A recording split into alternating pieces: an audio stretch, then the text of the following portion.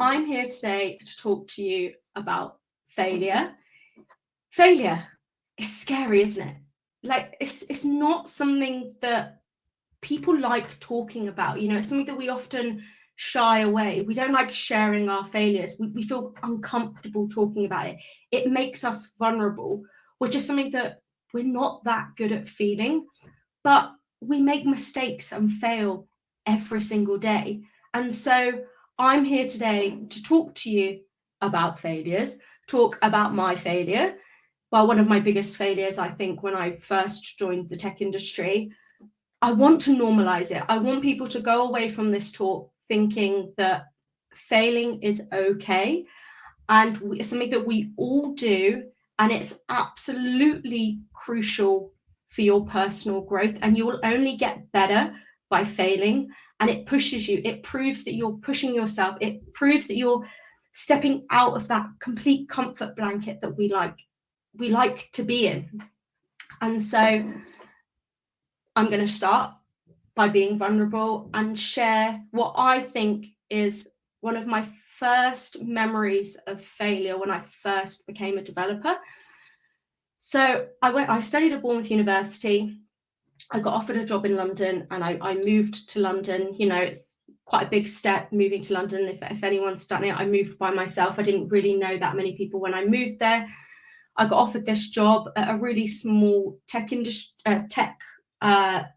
agency. The only thing we did was coding. We didn't do any of the design. And we were 4 people. So I was the 4th person to join this really tiny agency. And I was about 2 months in, and they trusted me to do this deployment, which, right or wrong, they trusted me. And so they handed me the documentation, they ran me through it, and they said, we fully trust you, you know, you can do this, good luck. And off I went. And I mean, you can probably see where this is going. I completely screwed up. I don't know what I did, but I took down the whole website, this production website, and I sat there and the worst things went through my head, which always happens. You know, the brain can be the worst thing sometimes. And, you know, all these things that are going through my head of, you know, I'm going to get fired. I'm still on my probation. You know, this is my first job. They're going to tell every other person in London never to hire me. I'm the worst. Like, of course this was going to happen. Like, all of this stuff. And so I sat there for 5 minutes and I thought, well, I've kind of got to say something because this website is down. It's not something that I can pretend hasn't happened. And so I stood up. Remember, there's only 4 people in our office. And I went up to my boss and I said, Sepas, I've screwed up this deployment. I've taken down a website. I don't know what I've done, but I really need your help. And he went, okay, let's go. We'll figure it out. And he said, we kind of went back and we kind of sat down. He pulled up a chair next to me and he said, before I do anything, he patted me on the back and he said, you've screwed up a deployment on a production website. You are now a real developer. And my heart just leapt. You know, it was the best response I could have got from someone teaching me, you know, the things I needed to be a good developer. And we then sat down and we fixed it together. And, you know, it taught me so many things, and that's the key to this failure. So why was this failure important? It was important for numerous things. The first being that from that failure, I gained experience, which in that 5-minute moment before I spoke to my boss, that wasn't going through my head. You know, in that 5 minutes, I was like, oh my God, this is the worst, I'm going to get fired. Blah, blah, blah. But actually, I gained experience from that, and I learned never to make that mistake again. What we were also then able to do as a team was we were able to go and look at why and how I made that failure. And actually what we learned is that it was a failure of our team, because actually what we looked at was the documentation was terrible. So we were then able to go away as a team and say, okay, well, let's ensure that this doesn't happen again with someone else, because this is going to be the first time someone's going to be making deployments. We were a small team. It's why I was trusted to make those bigger tasks happen. And I was then able to go away and change that documentation. And, I put in that documentation, if you make this mistake, you can do this to rectify it. And it meant that people coming after me, and particularly deploying that website, never made that same mistake as me, because I had made the documentation better.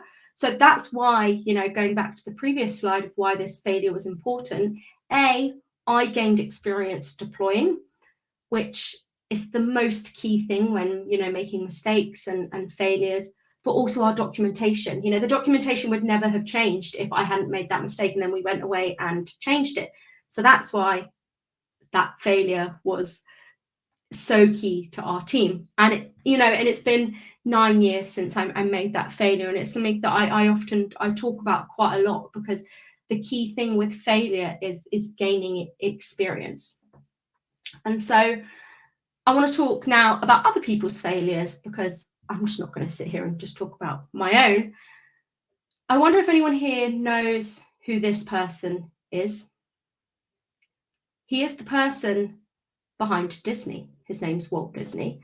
And now, this man, he had so many failures before we know Disney as what it is today. And actually, I'm going to tell you them today, because I'm here to normalize failure, because I want people to see these people who have such great success, that actually, their journeys aren't linear, that they're like roller coasters. And so Walt Disney, he dropped out of school.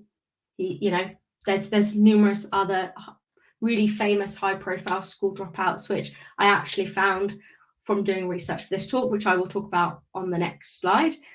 His first company, which was called iWorks Disney Commercial Artists, failed. They failed to attract companies, and so they had absolutely no money. His second company also failed, and they had to file for bankruptcy. So that's 2 companies that failed before Disney, is what it is today. And then the other quite big failure of his that I want to discuss is his first character that he created before Mickey, before Minnie, was Oswald the Lucky Rabbit. And now he completely lost all rights to that character, Universal.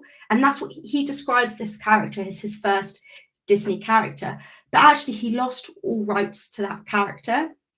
And so he didn't have this, he didn't just come out of, he dropped out of school, but, he didn't just come out and then create Disney and then, it is what it is today.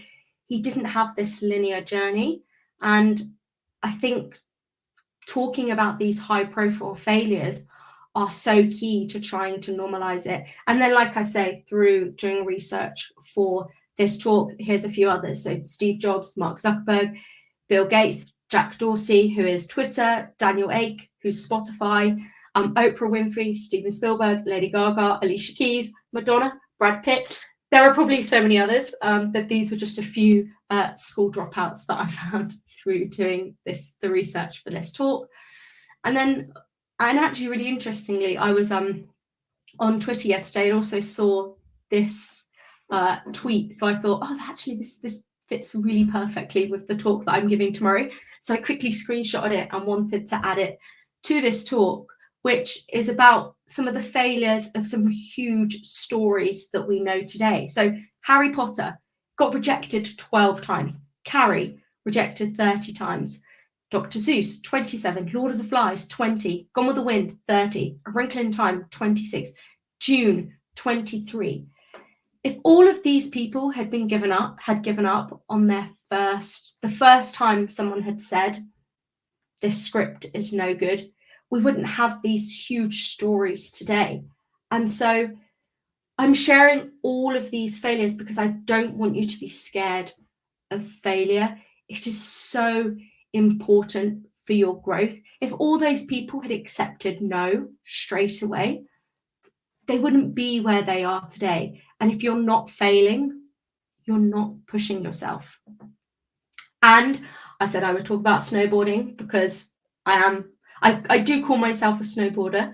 I moved to the mountains for snowboarding. I now live in the middle of the French Alps, in Chamonix. If anyone's ever here, drop me a message.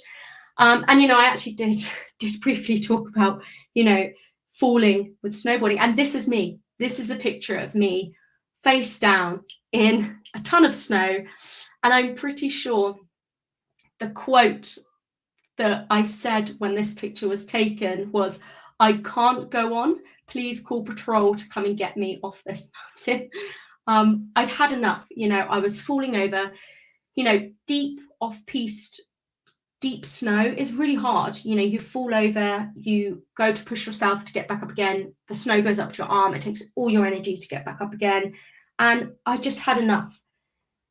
But what I didn't do was give up. I did not give up just because I fell over and had this bad time this one time. And now I'm able to ride that type of snow way better because I didn't give up.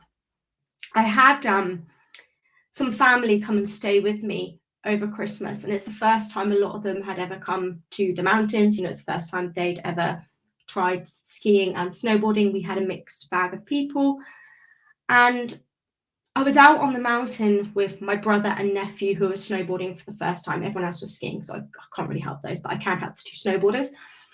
And they kept falling over, which is naturally the thing you do when you're learning these new sports. And I said to them, please don't be put off by this. You have to fall to get better. You have to learn where the edges are on your board. You have to fall to learn snowboarding, but look around you and you will get better. And that's the key thing again about failure, is that if I'd just fallen over and then gone, actually I'm not really good at this, I'm not going to do it anymore, I wouldn't be as good as I am today. And so you have to change that mindset to go, okay, well, it's okay if I fall over because I know I'm going to get better. And so I try to reinforce the importance of failure in the charity that I run. Thank you so much for briefly mentioning it before this talk, but I run a charity called COBAR. We teach programming to minority group members in tech. Every single year we run an unconference called UnCOBAR. And at that unconference, for the first time we ever ran it, we've done it 8 years in a row now. I actually couldn't find a picture of me running it, but I did find a picture of Sam and Richard running it in the year that I wasn't there. And I run something called a failure swap shop. And the premise of this failure swap shop isn't new. I actually did it at another unconference whilst I was at university in Bournemouth called Bar Camp, if anyone's ever been to one. But the premise is that you share your failures. And so you start by saying, hey, I'm Kim and I'm a failure. And then the whole room claps. And then you share your failure. But the idea behind it is that every single person makes mistakes.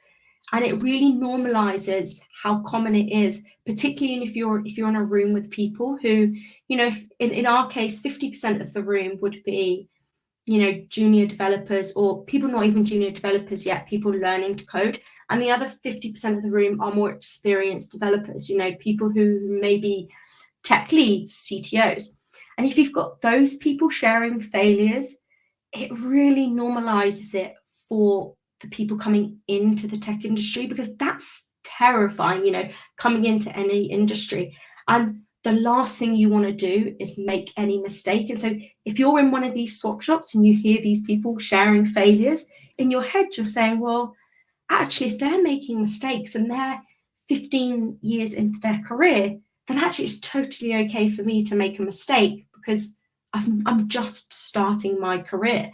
And that's why I absolutely love running this failure swap shop. And this year that I wasn't able to run it, these two, Sam and Richard, actually really kindly ran it for me, which I think was amazing. I think it's a testament to the swap shop. And like I said, this swap shop wasn't my idea. I'd run it. I'd been to one before, and people just really enjoyed being in a really safe space where they could just share their failure and then laugh about it. So if you're a senior developer, or tech lead or you run a company and you're listening to this, please be more transparent if you make a mistake. I think that's really, really important, because we really need to normalize that making mistakes are okay, and also that you're a team. And, you know, go back to my failure. I failed, yes, but actually what we learned was it was a failure of my team, and actually it was a failure of the documentation in my team. And so really try to normalize these failures.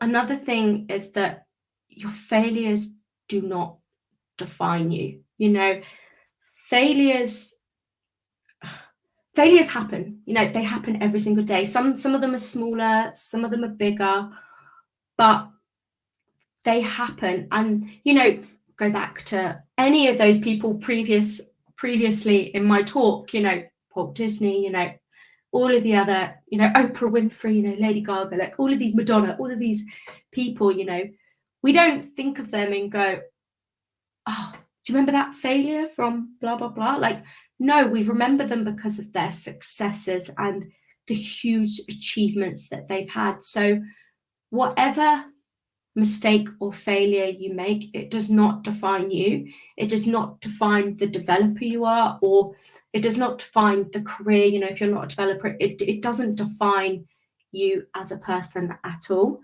One podcast I absolutely love for normalizing failures is a podcast called How to Fail with Elizabeth Day. She actually started this this podcast after the breakdown of her marriage at the age of 38, because she was like, I'm such a failure, like surely other people are feeling the same way about me, and so I really want to just talk to people about their failures. And actually one of the things she says quite frequently in this podcast is that one of her biggest successes, which is this podcast, has come from one of her biggest failures, which is the end of her marriage. And the premise to this podcast is she brings a guest on and they share 3 failures. And those failures have really varied. I've listened to, I think, pretty much all of the episodes. And one of the ones that, again, really sticks out to me is one of the really, I think it may even been the very first episode. And it was with Phoebe Waller-Bridge, who is the writer of Fleabag. And, you know, again, when we think of Fleabag, what do we think of? We think of this amazing comedy. If no one's ever watched it, it's amazing. I really recommend it. You know, when you think of Fleabag, you don't know anything that's gone on prior to that. All you think of is Fleabag is this really amazing, successful comedy show that won her a ton of awards. You know, she then went on to be a writer for James Bond, you know, all of these amazing things. But what we don't know was actually the script for Fleabag got rejected 12 times.